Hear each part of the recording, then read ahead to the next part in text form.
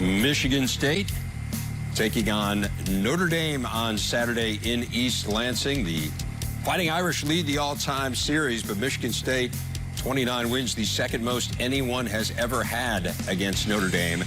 And remember, it's the last time they will meet until 2026, so someone gets to get, at least in the immediate term, the last word in this series. Spartans quarterback Brian Lewerke certainly hopes it will be them. He joins us from our studio in East Lansing. Brian, let's talk about the 2-0 start before we get into the Notre Dame game. You guys were disappointing last year. What has been the biggest difference in your mind between that team a year ago and what you've seen to this point this season? I think the chemistry just mainly, the locker room just seems more tight. It seems like guys trust each other. I just feel like we're coming together as a unit a little better, I think, than last year maybe.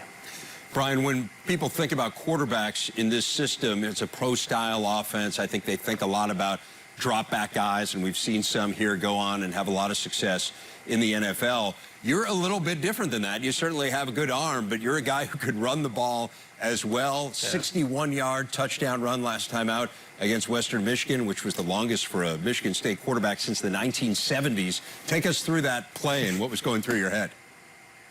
Yeah, so, I mean, I was just reading the defensive end on that. He crashed down hard, so I pulled it, and I saw just a huge hole open up, and I ran as fast as I could. All I saw was the end zone, just trying to get there. And luckily, I made it there. I wasn't caught from behind, which was awesome. Do you feel like people underestimate your speed, particularly given the offense that you play in? They just make an assumption that this guy isn't a runner?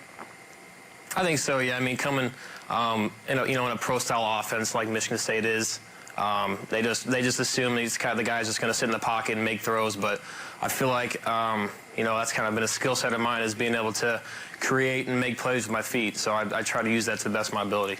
Now, that being said, you broke your leg against Michigan last year when you were scrambling around trying to extend a play.